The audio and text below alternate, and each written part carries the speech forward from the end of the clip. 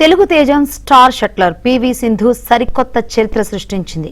Japan open super 750 title విజేతగా నిలిచింది. ఫైనల్లో జపాన్ కు చెందిన స్టార్ ప్లేయర్ యమగుచిపై వరుస సెట్లలో సింధు గెలిచింది.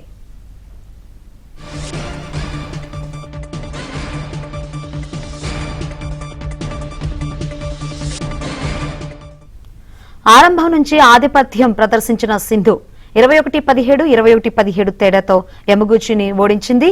ప్రతి గేమ్ చివరి వరకు హోరాహోరీగానే సాగింది. అయితే ప్రత్యర్థికి ఏమాత్రం అవకాశం ఇవ్వకుండా 50 నిమిషాల్లోనే సింధు మ్యాచ్ను ముగించింది.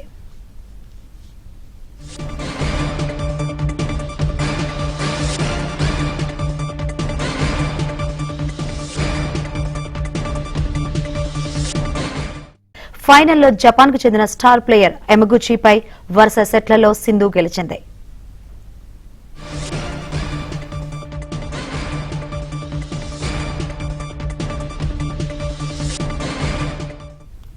ఆరంభం నుంచి ఆధిపత్యం ప్రదర్శించిన సింధు 21-17, 21-17 తేడాతో యమగుచిని ఓడించింది.